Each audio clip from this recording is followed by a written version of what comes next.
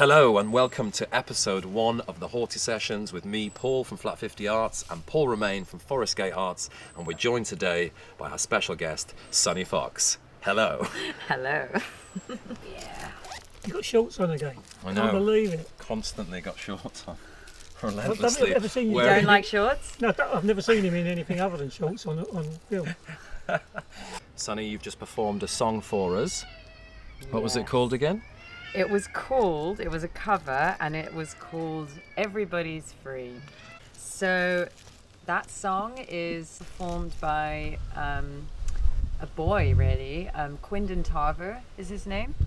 And I think he's about, I don't know if he's like 14 or 12 even when he sings the song. And it's quite a famous song, and a lot of people might know it because, without knowing that they know it, but it's in the Romeo and Juliet soundtrack, Baz Luhrmann's Romeo and Juliet with Leonardo DiCaprio.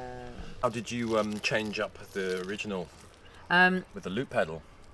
Yeah, well, the loop pedal was one of the elements that I added. Because obviously I didn't have any choral singers.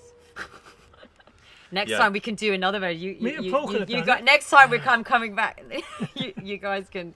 Backing singers. Can do my. We'll get I hear the Welsh. dance. I hear the Welsh are like some of the best choral singers in the world. Lord Vaughan. Yeah. Get very deep on the national anthem there. I'm quarter Welsh as well. Yeah, I think I'm also quarter or semi-quarter Welsh. We're totally Welsh up in here. It's very Welsh. What a Welsh podcast this first episode This is the Welsh podcast, basically. How have you been getting on in lockdown? Have you been productive? Has it been useful for you as an artist, do you think, to have this time? Yeah, well, that's okay. So that's everyone's different, but I've been through, I would call it a roller coaster experience with lockdown. I've gone through these phases of like extreme sort of overwhelming kind of lows. Where it's just like you don't feel motivated. Yeah, that's what happens. It's like all your motivation is taken away, which is something I've just had not experienced in my life in years, because a lot of my motivation for my work as an artist is around my shows, my live shows. So I play like at least once a month. So every month or every week I'm either working towards a performance and then trying out new material or preparing. So to have all of that taken away at an indefinite period where it's not like, okay, we're going to take away all this motivation until like October or until November.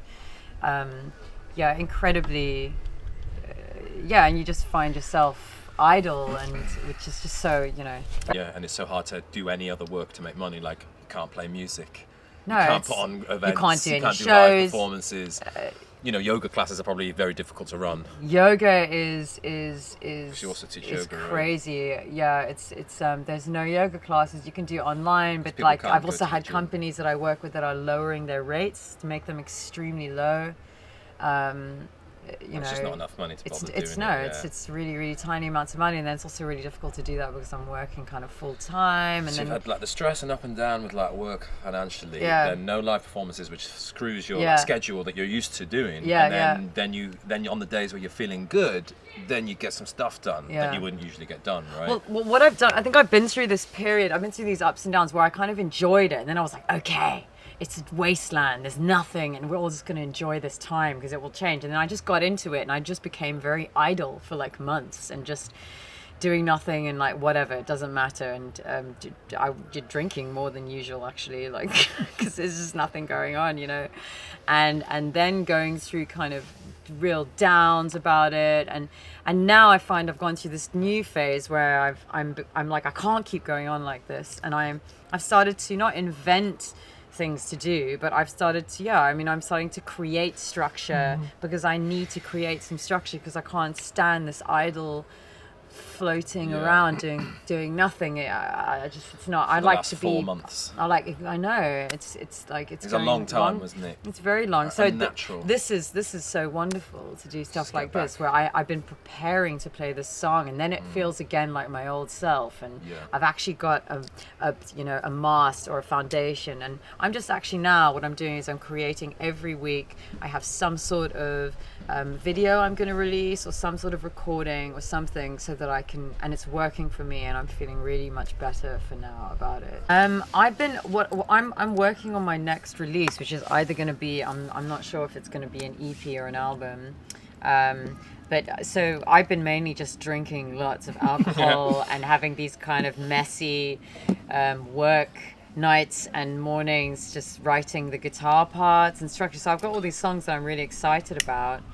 So I've been doing that, but it's been in this kind of meandering where it's like there isn't an actual gig where I can test them out and test the new parts and look at them with my other musicians. So it's kind of a messy, it was, but now I think I've found this is working for me now, where we're doing these like videos and there's actual content, a date to pitch up, and do you know what I mean? I think people, a lot of the musicians are sort of shifted over to that being okay actually, and it gives them an opportunity to put more time into, I think about the videos I've been editing of Out on the Leaves and stuff. I wouldn't have done that in lockdown because it was just like, give me a fun activity. Right, there we go. Now we've got videos. Now we've got it's content for online stuff. This YouTube, is the new thing, isn't it? It's all because online. If we can't do live events, then you may as well do nice high quality videos to put out there exactly. and still show your stuff, right? And that can be, I actually love that. It's just like shifting your perspective in a way. It's like now I think I've found a way to like shift it, and now it's like, okay, let's do it this way. This is going to work,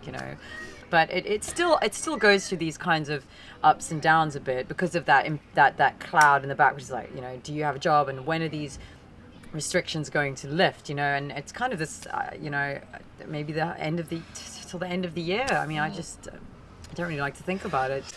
Talking about live performances and gigs and stuff, which obviously we're not going to be able to do for quite a while now.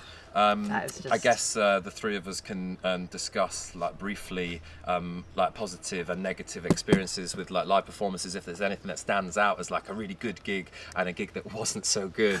Now, a lot of people have got funny stories about gigs that aren't so great, but I'm trying to think now with the Humorous and How It Leaves, they've all been fine. I guess the worst gig would be the one where there wasn't that many people, but nothing's gone terribly wrong. No one's electrocuted themselves. The weather hasn't made it stop for whatever reason, but have you got any experiences that were a bit crazy, shit, something's the bass player's amp stopped working? No, definitely. I've had experiences where we've gone up the country in South Africa, up the garden route, to play festivals, and there was a torrential storm which flooded the town, and no one could play, so the gigs were all cancelled. Luckily we all got paid, but we had accommodation, and my car broke down because the roads were like rivers, and this car was just flooded, and we had to abandon it by the scaffolding at the gig, and then our B&B was flooding, and so that so wasn't, the gig didn't even happen. It was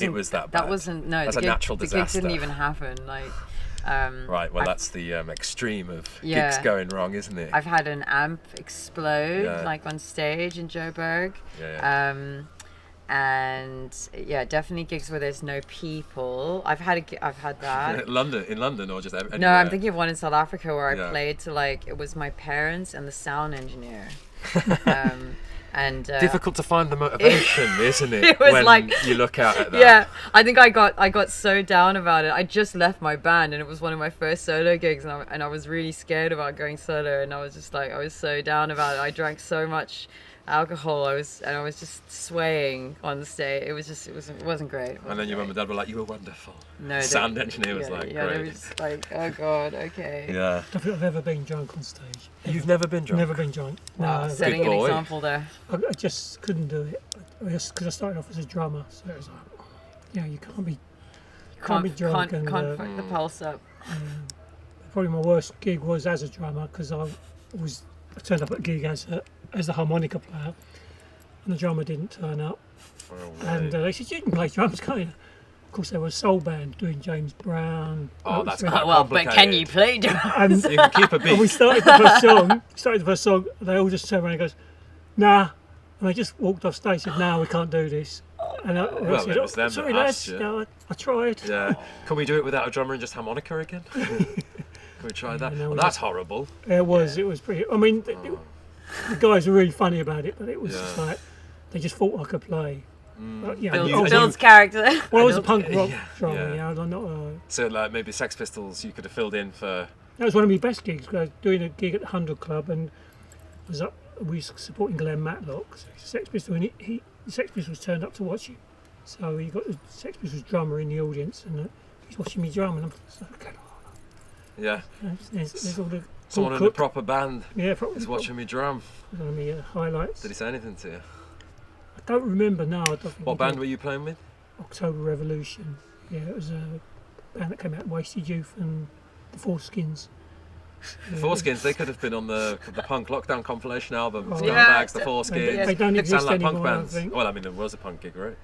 Mad, yeah. No, I don't really feel like I've got. It would have been like maybe a gig where there was like we were playing first or something, because it was like I don't want to make the other bands play first if I'm organising the night. Yeah. So we'll take the hit of the 7:30 start. Yeah. Where the bar woman's walking in, going, "Are people coming?" And it's like, well. Hopefully, yeah, but people don't leave their house till about 9, do Is this they? a sound check?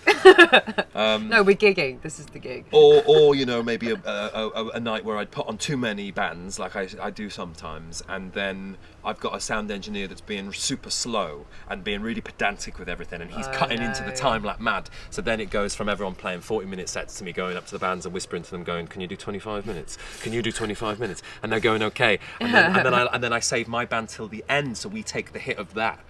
Do like a 5-minute set. Well, yeah, exactly. So I got all my band there who were all waiting. Listening to this going, it's Jonesy's fault. Yeah, exactly. It's always my fault. Actually, the last gig, were we all together at the Eddie gig? Like it might. When it was West Ham were playing at home, and we turned up, and play? it was just solid. That was so fun. Was that it was me and my bassist came. Well. We were all on that gig. We were. That was so fun. Yeah, we all played on the same night, didn't we? That was the didn't last we? gig. Before lockdown. It might have been January or February or something. Yeah. Probably. That's a lot of music talk there. Let's have a little chat about some other stuff, other pop culture things. So let's just go quick around the table. I'm not going to say favourite, because that puts a little bit of pressure on, like, oh my god, favourite. Yeah, I'm just going to say, pressure. tell us about a, like an album, film, book you love. So rather than it's being your favourite, it's just something you love. So an album you love.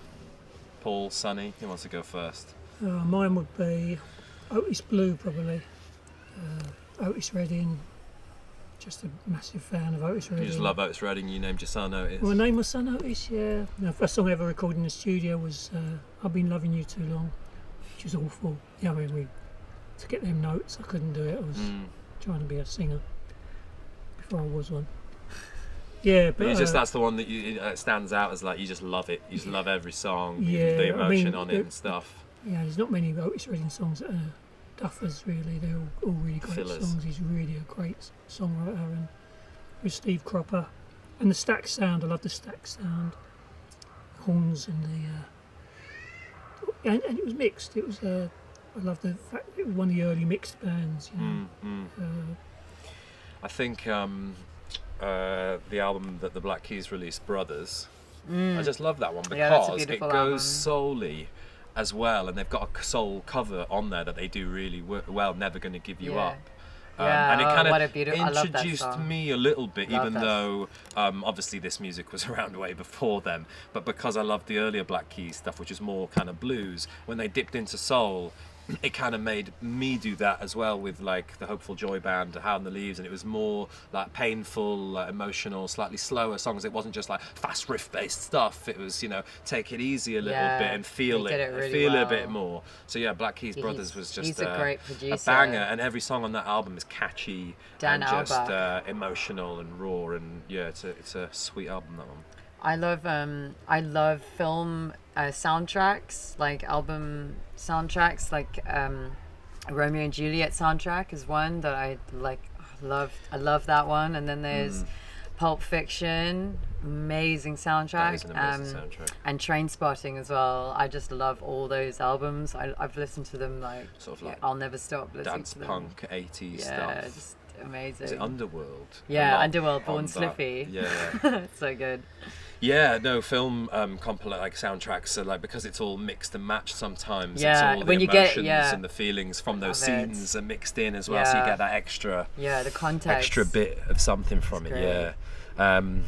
A film you love that you've watched over and over. Yeah. Oh, is that a question? Well, yeah, it's a question. What, like Trainspotting? Trainspotting I watched too many times actually when I was younger, but I've been loving I'm actually just watching they're having on the BFI, which I've signed up now on subscription. and they're having this Japanese film festival, and they're showing all these incredible like Japanese art house films from like the 50s and the 70s, and I've been looking at a lot of those. There's Yasujiro Ozu, Tokyo Story. Is he Late quite Autumn. an old director, like 70s? It's like 50s actually. Yeah, Black and white. I think I might have watched the I saw documentary. my collection the other day. Yeah. And you said, "What's all this?" It was just like a long line of BFI And Yeah. then there's there's all that stuff. Nagi Oshima, I think is his name. If I'm getting his name quite right. Yeah. Excuse me if I'm not getting quite right. But then he did oh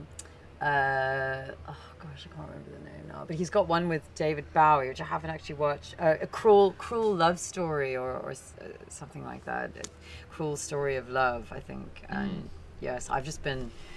And these directors were like doing new stuff at the time and things like that. I don't know. I watched Definitely, the yeah. documentary They were part of recently they had their own style and. Yeah, and coming out of a lot of like repression of war and stuff, and just like reacting to the historical kind of repression, and then having these films that go against all the political stuff that was happening, part of the whole sexual revolutions that were happening. Yeah, really beautiful. What would you say one of your favourites was? I'm going to go for a weird one, Princess Bride, because it had a bit of everything for me. With Andre the Giant in it? Yep, Andre the Giant.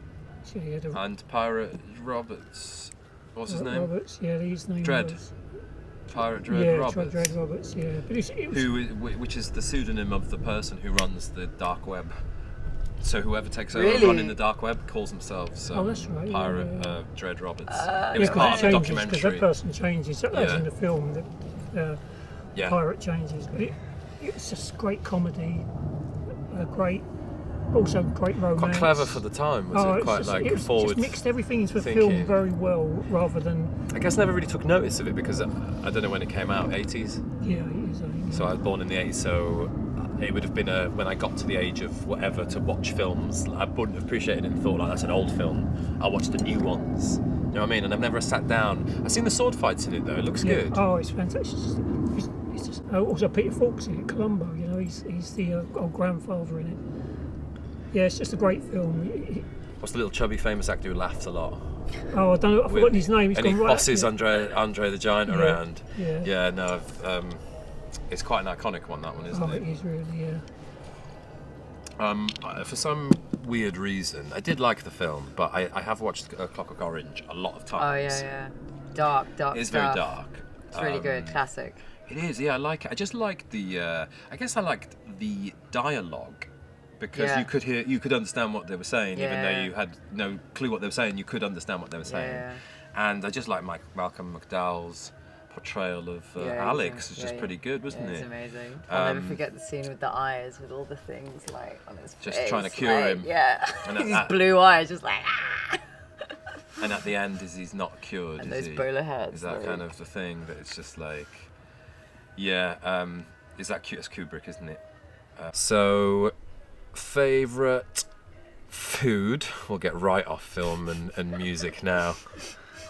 Favorite food? I love prawns. Oh my god, you're the opposite, aren't you? You hate I'm prawns. allergic to Allergic to prawns. Oh, sorry. I used to love them. More prawns for me. Prawns and mussels I used to love, but then And then you became allergic yeah, later. actually quite a famous chef. How did you find out you were allergic? It was a famous chef. I forgot his name now. It's the Italian guy that's always getting his words wrong. Gino. Gino cooked me.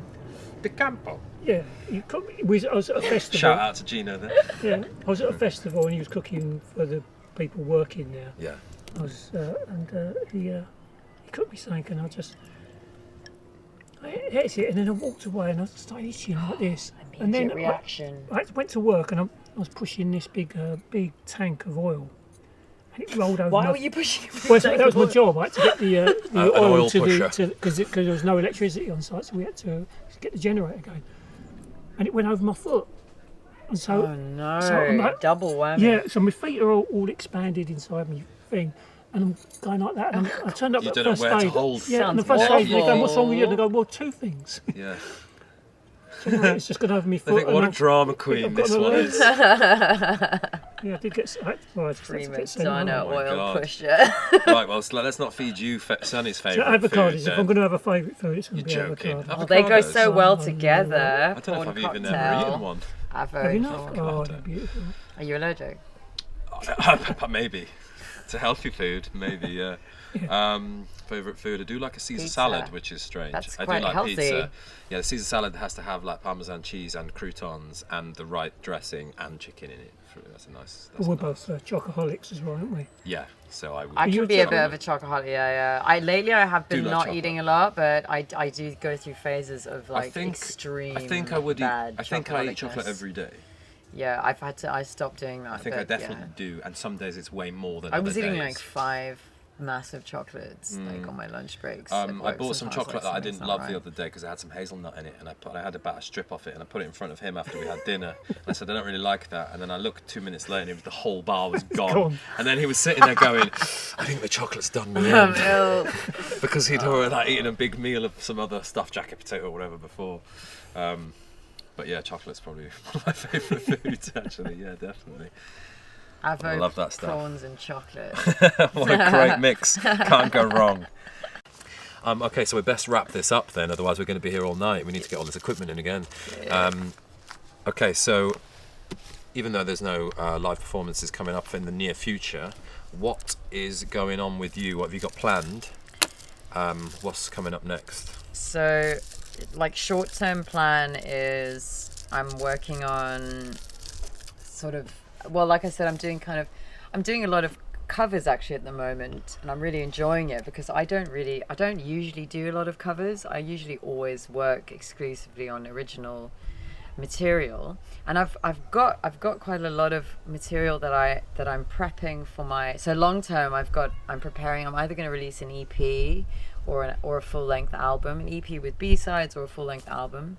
I'm not quite sure how I'm going to do it.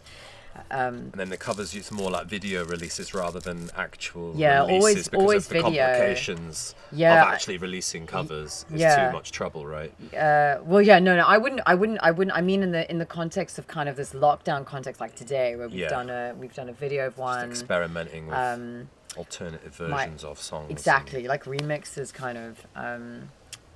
So yeah, and yeah, I mean, I was hoping to possibly release something this year, but who bloody knows now? But you What's think gonna happen? you've got a new EP ready? No, I've definitely got an EP. It's whether I decide to do an Full EP tracks? or an album. I've definitely got about 4 or 5 tracks, and then I've also got B-sides potentially of older stuff that I really want to release, which is a bit different.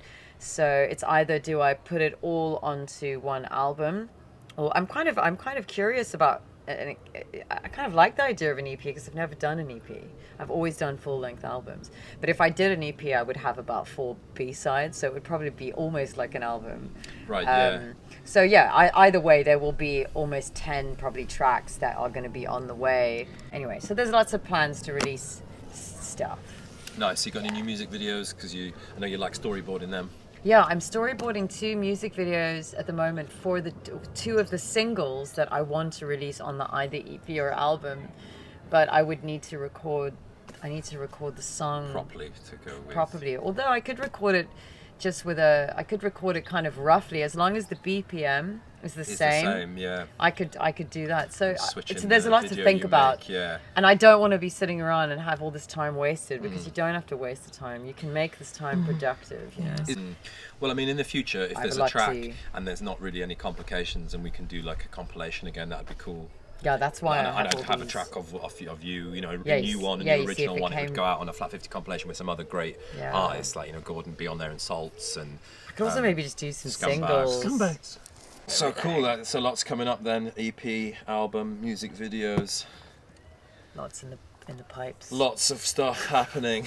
So you got any exciting plans, Paul? Yeah, I mean, we got the Scumbags did record Blood on the Tracks properly. Bob Dylan. Yeah, Blood because on the we've Tracks? done a show last year of Blood on the Tracks, Like the whole album. whole album, with Oh. Kate doing the voiceover, being Bob Dylan, introducing each of the songs, which was it was a really great show, best show I've ever done. Great show. Yeah, better than the Sex Pistols, but it was a great show. But we went into the studio to record it properly with Phil Sarchi, and but we just before lockdown, and we didn't get a chance to finish it. So we've got two more tracks. That old just before lockdown sentence. Yeah, so we've got 2 more tracks we've got to finish, which is not the Scumbags actually. It's one of them's a cappella, and the other one's Andreas. Yeah. Miranda. Playing some sort of classical guitar. Amazing guitar. He's going to do one of the tracks for us. Shout out to Andreas. Shout out to Andreas. So we'll... And the Scumbags. Guitar maestro. But then we've also got the same problems of how do you release someone else's materials, old albums, get permissions and all that. Something the Scumbags haven't done. I know when you've got managers and all that, you know how to do this stuff. We don't. They'll ask the people for the permission, they'll get the mechanical rights to it, it might cost money, but then, it gets sorted out. But when you're just sort of independent doing it like that, it's very, very complicated. Yeah. I guess you could just release a sort of video footage or video for it and release it like that out on YouTube and social media rather than it being released through Spotify or iTunes or anything. You can always just ask, you know. You can always just ask, just like who would own Bob's.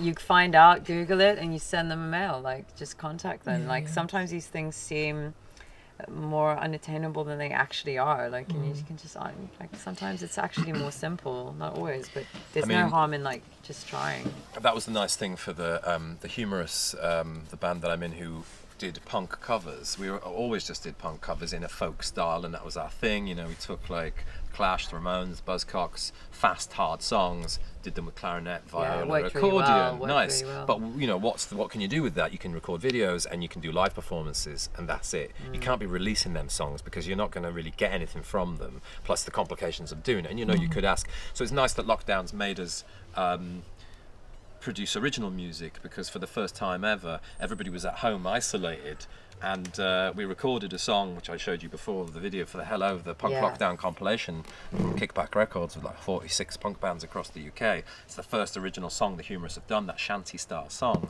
which we love, and now we've realised that we can make songs from home. So actually lockdowns made us realise, before we'd have gone to the studio, but Dave did his accordion in his house, sent it to me, I did my guitar over it, sent it to Del, sent it to everybody, by themselves just recorded their individual instruments and mixed it together, and that's the sound we've got. So now we know, let's just keep making shanty originals, and we're going to do a shanty EP, and then doing Dom's open mic every week. The Humorist decided to do a Frankenstein-themed project where we all wrote songs to do with the Frankenstein story, like different sections of it. So then, Paul's going to help us think of some kind of concept performance to do the Frankenstein EP, because it tells the story if you put them in order. Oh, fantastic. It tells the story of Frankenstein, so that's quite cool. It's been a massive bonus in lockdown to kind of realise that, All right then. Could be a good year next year. It could be a good year next year. Yeah, we'll see. Yeah, we're ready. We've prepared. we've had the time to prepare. We've got loads of content to put out. Yeah. We'll call it the second wave, shall we? Yeah.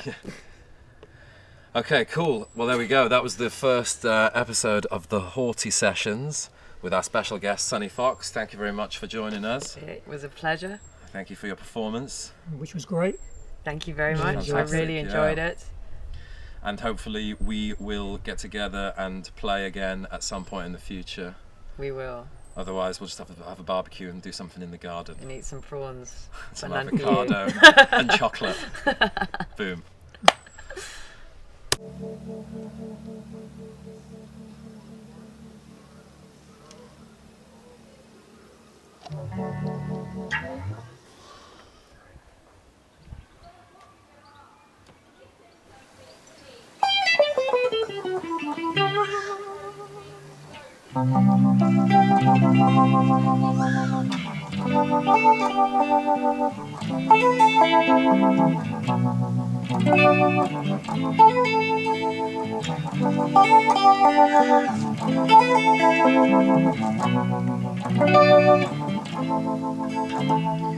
Brother and sister, together we'll make it through.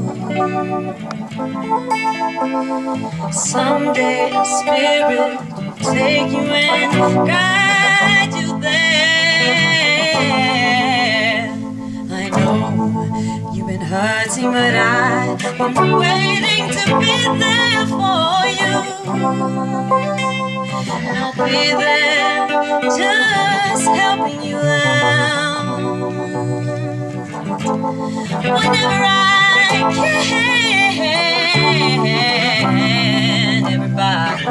free. Everybody's free. Everybody's free. Everybody's free. Everybody's free. Everybody's free. Oh, to feel good. Oh, to feel good. Oh, to feel good. Oh, to feel good.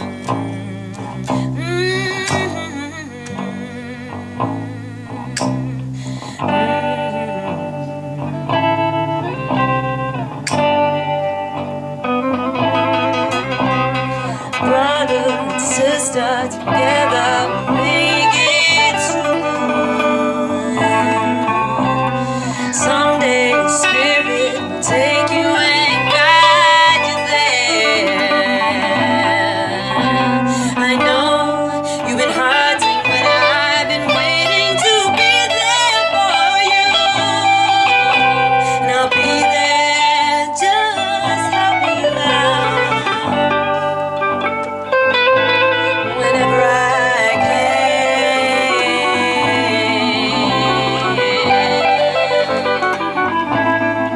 Everybody's free. Everybody's free. Everybody's free. Everybody's free to feel good. Oh, to feel